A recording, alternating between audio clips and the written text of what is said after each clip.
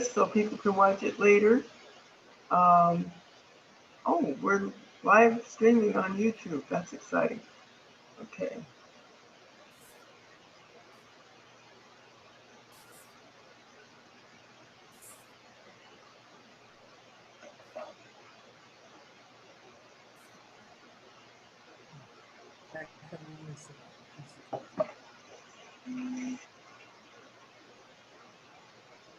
So people can watch it later.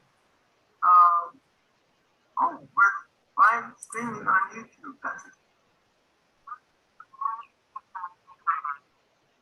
Hello, everyone. Welcome to the Richmond Public Library in Richmond, Virginia. Today we are doing a lunch and learn social justice discussion on World War II prisoners of war in Virginia, enemies without and within.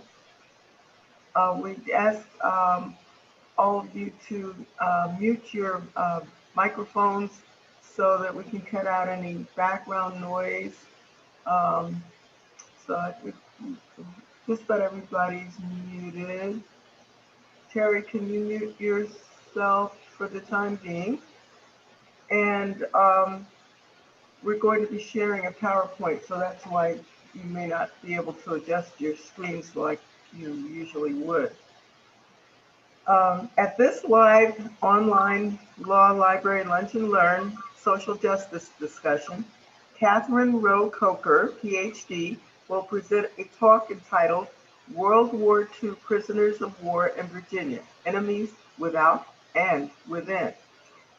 It's touching on the racial discrimination in the armed forces during the Second World War, and especially the difference in treatment between military personnel and the prisoners of war.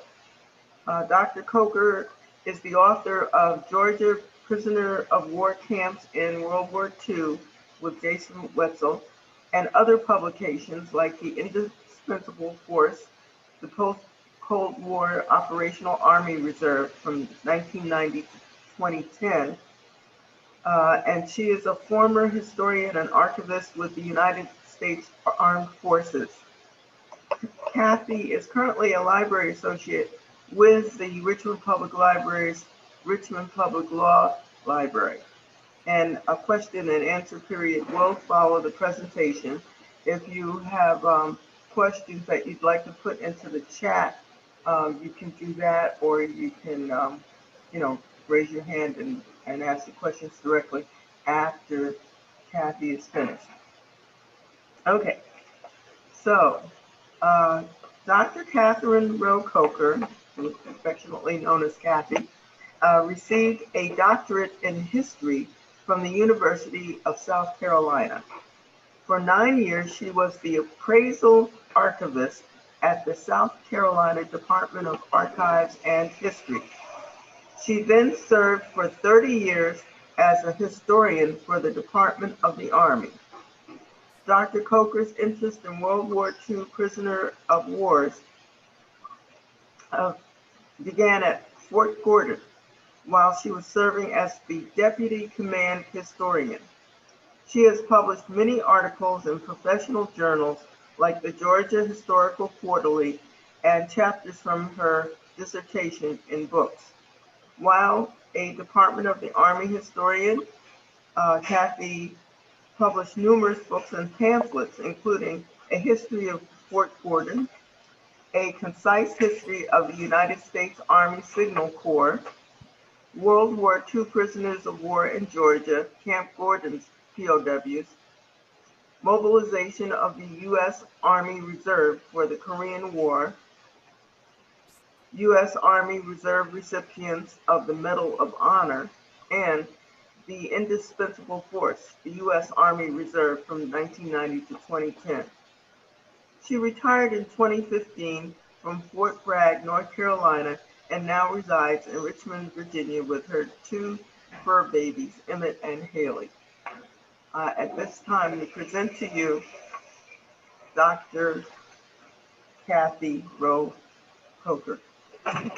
Thank you, Meldon. And I welcome all of you to this Lunch and Learn from the law library. As Melvin said, I really began interested in this. This has been an ongoing interest for me for a long time. So without further ado, I'll get into the slides. If I can get them to advance. Not advancing. Oh, there it is.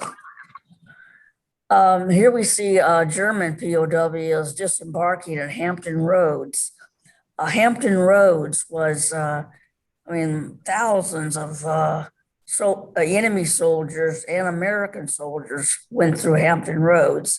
And these German soldiers here are from the elite Africa Corps. They had been captured in North Africa during the North African campaign. And now you can see from one of them there that's standing by the MP, doesn't he look pretty defiant? He looks pretty defiant. One author said, it must have been a phenomenal sight to see them marching down onto the docks. These were hardcore German soldiers, elite fighting units, and when they stepped ashore, they were not to be bowed. So there, Hampton Roads was, as I said, the reception for the POWs. Reason why we had POWs in this country, which a lot of people didn't know, and I didn't know about it until I was working at Fort Gordon, was that these mostly German and Italian prisoners of war, they were captured on the battlefield, and there wasn't room in the rear of the battlefield. The first off, Britain asked the United States if we could take 150,000 POWs. The United States agreed. So this is when we start having them come through Hampton Roads. The other major port that they came through was Camp Shanks in New York. So Virginia has a very vital role in this POW part of our history. The next slide shows you Italian POWs coming through. There weren't as many Italian as there were German, but after 5 months after the Germans came through, the Italians started coming through Hampton Roads. And you had, before the war ended, you had about 135,000 German and Italian POWs that came through Hampton Roads. They went through a very long process, registration process, and they were disinfected, put a white powder over their bodies, and usually this was assigned to Black soldiers. And this next slide shows you that women, WWII, Women's Army Corps, they usually were port interpreters.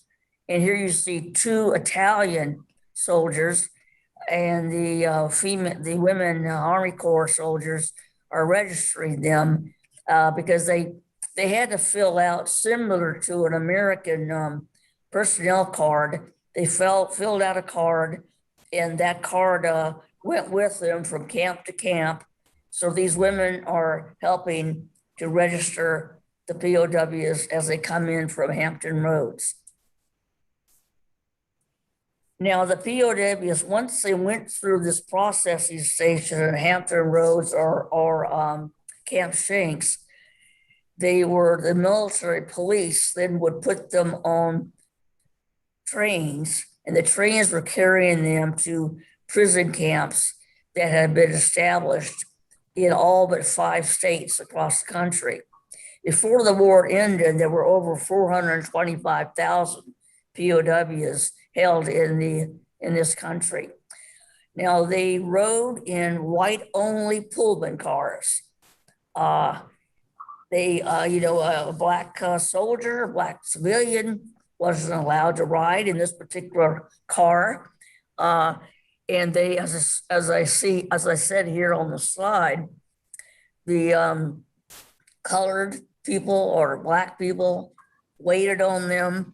And I have a quote from one soldier. He says, and when the colored porter came through with coffee and sandwiches and politely offered them to us as though we were human beings.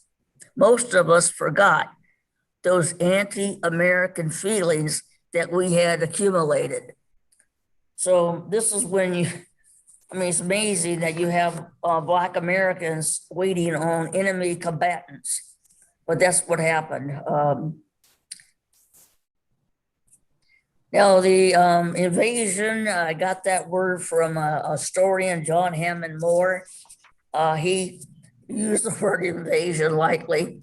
So the POW invasion of Virginia starts actually on August 6, 1943, when the Provost Marshal General's office selected Camp Lee and Camp Pickett as the first POW camps in Virginia. As I say here, Fort Eustis was usually the largest camp. Fort Eustis was in operation as a POW camp. Usually the POW camp, if it was on a military installation, of course, the POW camp was very distant from the military facilities. But the POW camp at Fort Eustis was at a 23-month lifespan, and the number of POWs there ranged from 344 to over 4,000 POWs being kept there. And Camp Lee, as I say here on the slide, was the smallest, and it was started in January 1944. It was in operation for 27 months, and the number of POWs ranged from little over 300 to over 1,000. And I mentioned here during the war, there were about 17,000 POWs in America, in Virginia rather. So we actually had, in Virginia, had when I did my book on Georgia, there were 12,000 in Georgia, but there were 17,000 here in Virginia. I think that has a lot to do with the military installations here in Virginia. Turn to the next slide.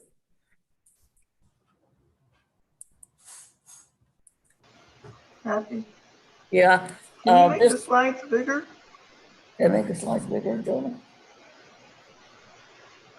I have to get my genius here to help.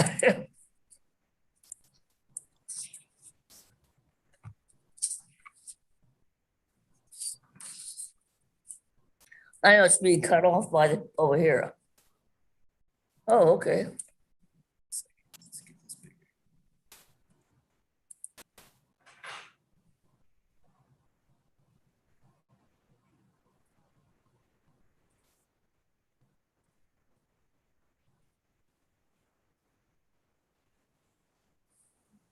Does that help, Meldon?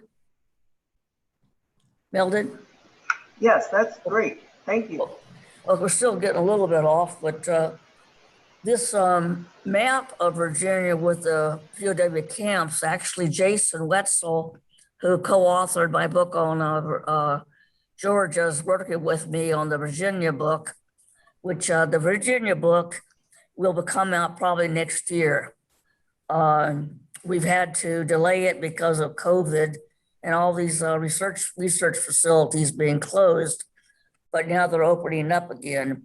So you see that a lot of the POW camps were located in the eastern region, and that's because like Newport News, Norfolk, Hampton Roads, and all that being located down there. But you do see down in Richmond, there were 2 camps in Richmond, and I'm trying to find more information about those 2 camps in Richmond. And you see up there in Alexandria, now that was a secret, highly secret POW camp. It was called P.O. Box 1142. That was very secret. Most people don't know about it today because I sent some inquiries out to public libraries, and the library in Alexandria said they didn't know of any camp there. That's because nobody knows about it. It was real secret because mostly Jewish, German Jewish interrogators were used to interrogate high-ranking German officers and scientists. So you can see where they were in Virginia. And also because the camps were located where labor was needed the most. Okay, this is a list of camps as of June 1, 1945, that the National Archives has. It is an Army record. The stars, a little star thing, those are the 11 base camps. The base camps were the larger camps, and then the other little blocks indicate branch camps. So the branch camps would, as you can imagine, would come off the base camp. And the base camp could hold over, 1,000, like Eustis would hold 4,000. And these smaller ones held about 250 to 750 POWs. Now, there were more camps because it was always changing. Like I said, 43, the camps started in Virginia.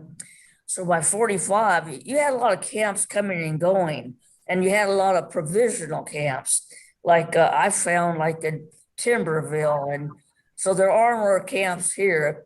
The figures I have go from 23 to 27 camps. And in my research, I have found more camps than this, but this is the official record of the Army listing the camps by 1945. Okay. Oh, down there, okay. This one?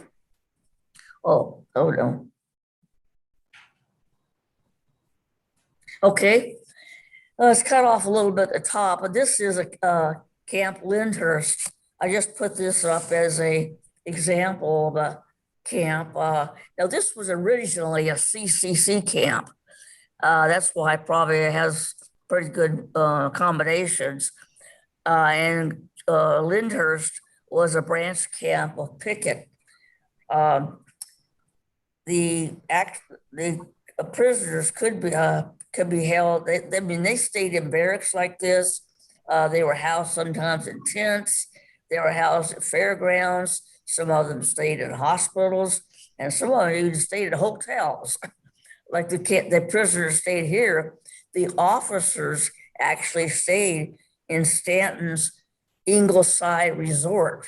So the officers got better treatment than the enlisted POWs.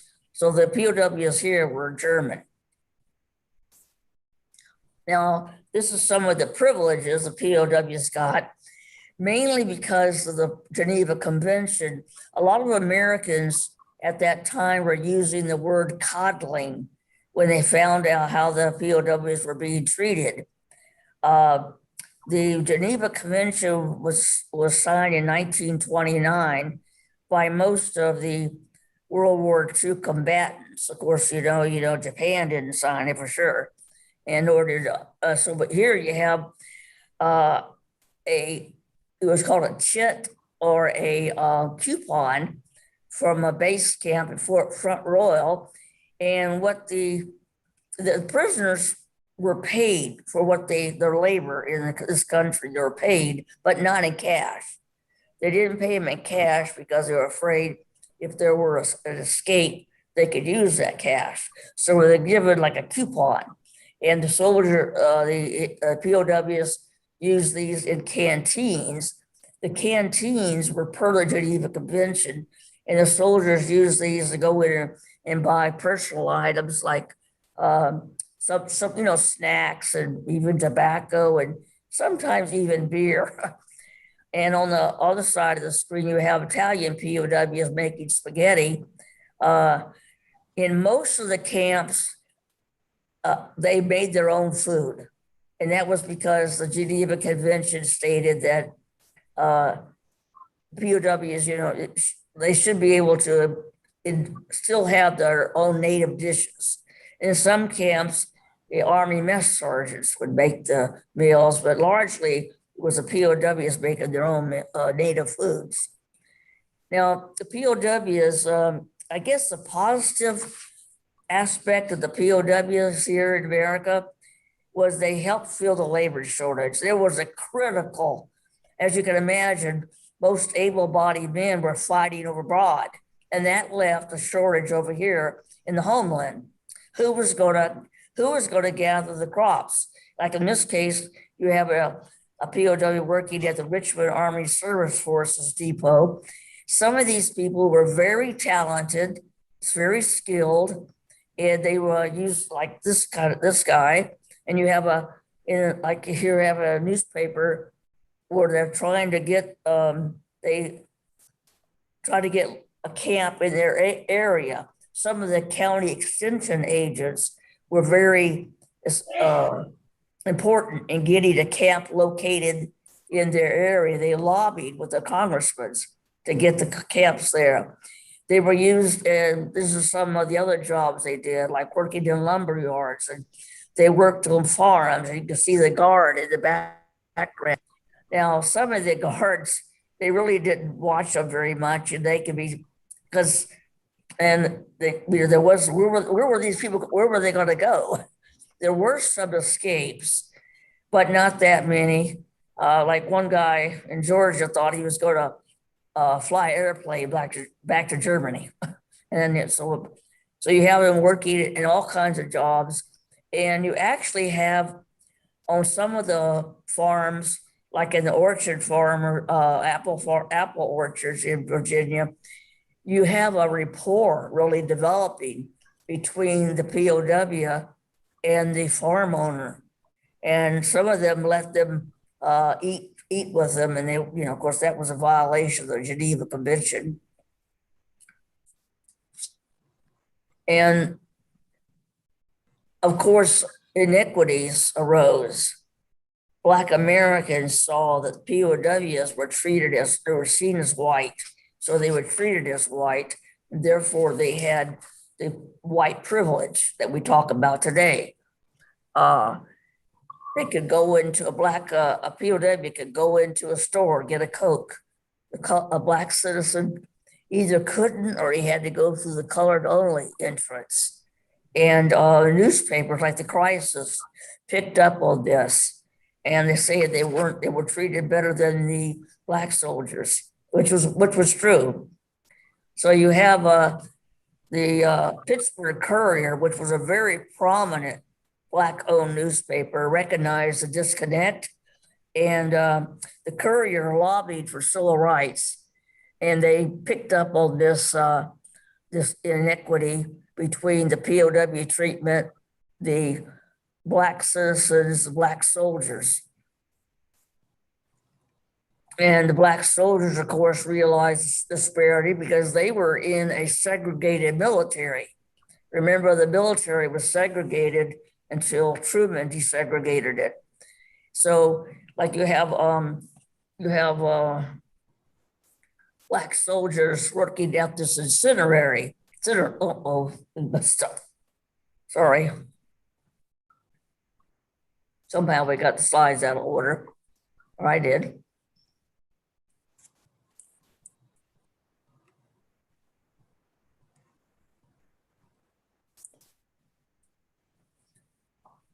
The War Department explained this Newport News incinerator, which Black soldiers were complaining about.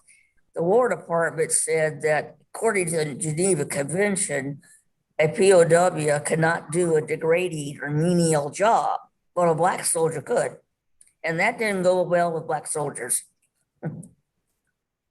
So we have a young man is writing a letter to the editor of the Pittsburgh Courier, and this is what he has to ask. He entitled it, "Should I Sacrifice to Live Half American?" And these are the questions he asked. Now, he started it with, most of our leaders are suggesting that we sacrifice every other ambition to the paramount one, victory. With this, I agree. but I also wonder if another victory could not be achieved at the same time. So there was, I mean, probably most of you know there was a V for victory sign in World War II. And here he is saying, well, maybe we need a double V, a victory at home and victory abroad. The armed forces were fighting for democracy abroad. But how about democracy in our country? Denied to most Black Americans. So the newspaper adopted this, and this is the logo they came up with: victory, democracy at home and abroad. And this was very well received among Black Americans. You have 88% of the readers embracing this double V campaign. And I don't know whether I really believe they carved a double V on their chest, but it may be, just indicating how much the Black soldiers and sailors adopted this campaign. Now, another disparity was, which embarrassed the Army, they had a re-education program for German POWs. When it became apparent that Germany was not going to win the war, the Army started a re-education program, and the objective was many Americans were concerned that the POWs would go back to Germany and start another fascist government. So this was a program that tried to instill in them American democracy. Of course, another disparity the POWs realized: how are you going to teach them democracy when our own country doesn't treat Blacks and other minorities, like the Mexican man here? How are we going to handle that? I mean, that's they're trying to teach them democracy in America, and here POWs, they know it doesn't exist here in this country completely. So that humiliated American officials, and there's a debate on how successful the program was. So African Americans embraced the double V campaign, and you have actually the opening round in the civil rights movement began in World War II. So that's my presentation, and he will open up for, I guess, for questions.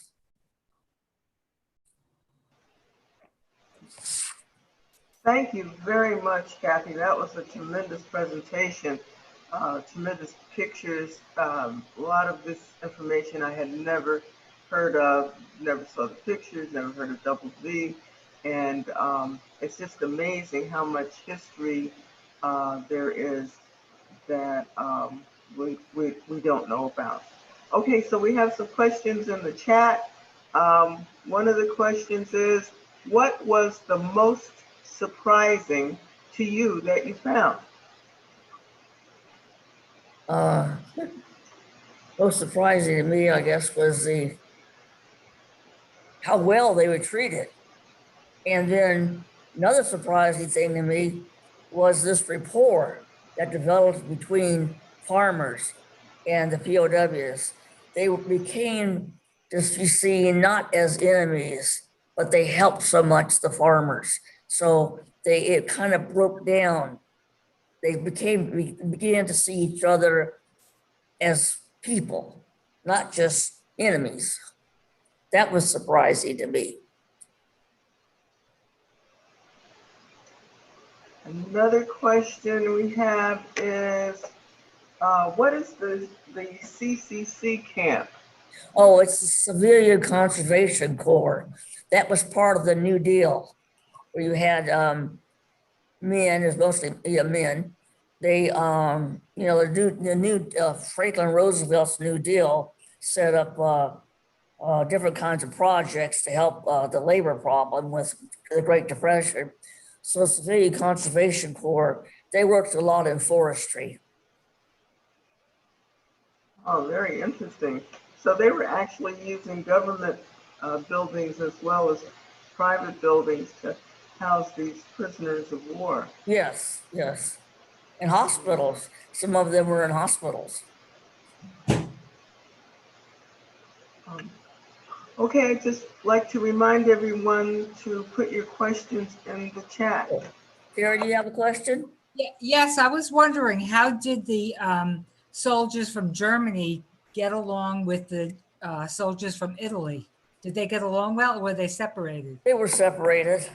Yeah, that makes sense because of language and stuff, you know? Yeah, and another thing, the Italian, when the Italy surrendered, these Italian POWs over here went into a different status, and they joined Italian service units, and so they weren't really prisoners anymore. Although they still, it's kind of mixed up thing with Italians surrendered. So a lot of these people wanted to fight for America, so the army put them in Italian service units, and they did a lot of stuff domestically. Wow. Okay, here's another question. What happened to the POWs after the war ended? Were they allowed to stay in the USA? No, they weren't allowed to stay in the USA. I have one example of a captain escorting the first group back to Germany. And he talks about how they were devastated when they got there to find out, what had happened to their country. No, they weren't allowed to stay here. And unfortunately, some of these POWs did not get back home until the war ended in 1945. And some of them were still getting back home as late as 1950. Because they were being used in France and other devastated countries to rebuild the country. And that re-education program, one of its goals was to send these POWs directly back to Germany and not going through these labor battalions set up. But so they were sent home. Numerous ones came back here to visit and to live. I interviewed when I was at Fort Gordon, I interviewed a POW that became a monk, and he came back to visit. So and I've seen where in Virginia, numerous POWs come back to visit, and some came back here to live, but no, they had to go home. Now, did you say what year that this movement started with the POWs being here? It started in 1942 after it was involved in the North African campaign. The first ones came over here in August of 1942. And Virginia didn't get into it until 43. Ah. So Virginia was a little later getting started on these POW camps. Ah, okay. Well, it was very interesting. I didn't know anything about this, like most people, until I met you and you talked about your book. But it is very interesting. This is my Georgia book, and the Virginia book will be similar. Well, I thank you for coming to the Lunch and Learn here at the Law Library. And I had to put a plug in from Meldon. I'm very glad to work with Meldon here at the Law Library. Thank you, Kathy. Kathy, I have another question. Okay. So you mentioned Georgia and of course Virginia. Were there other camps in other states? Yes, there were camps across the country in all but 5 states. Now don't ask me which 5. I know North Dakota didn't have one. Of course, Hawaii didn't have one. I think there's some other. Most of these camps were in the South. That's where the labor was, and the farms. You had camp out in Texas, Arizona. So camps across the country except for 5 states. Because you had over 435,000 POWs, so you had to put them somewhere.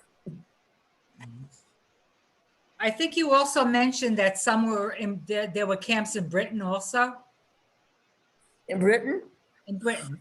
Well, yeah, they did have some camps in Britain, but the main thing about Britain was and when these soldiers were captured on the battlefield, there wasn't any place to put them. So Britain lobbied with our government to get POWs here. And they, like I said, they initially asked for 150,000, and then we ended up having over 435,000. Wow. Yeah. But they had camps there too. Okay, are there any more questions? I don't see any more questions in the chat, but you're welcome to put questions in the chat, or you can just raise your hand and ask your question. Were the civilians okay with having those camps in their areas? Well, you do have mixed reactions. I mean, you do have some of them when the POWs arrived they came, coming to these trains and train stations. In most cases, you have civilians lining the street to watch these German and Italian soldiers come through. And you do have, of course, a lot of people with their relatives serving overseas. They were furious. But then there are some of them, like farmers, were very practical and say, yes, we need these people to help us with the crops, to help us with agriculture, to help us in the lumber industry. So you have mixed emotions. And like I said, on some of these farmers, I mean, they had the POWs eating dinner with them, and they preparing meals for them. And that was in violation of the Geneva Convention. So you have a range of emotions. Thank you.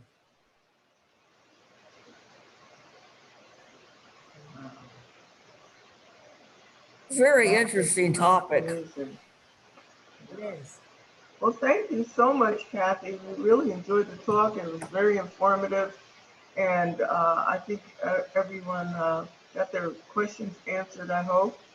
And we look forward to hearing more from you and reading the book when it comes out next year. Yes, definitely. Thank you so much. And everyone, this was recorded, so you'll be able to see it on our Richmond Public Library YouTube channel. And I would like to put in the plug for some of the other programming that we've done. The Law Library has a book club now that meets every other month in the evenings, and you're welcome to tune in to that. We're reading Invisible by Carter for July. We meet the second Monday evening in July. So thank you so much for coming, and tune in to the Richmond Public Library's website, which is rvalibrary.org, for more information on our programming and all the great stuff that's happening in the Richmond Public Library. Thank you so much for coming. Bye-bye. Bye, Terry. Bye-bye. Bye.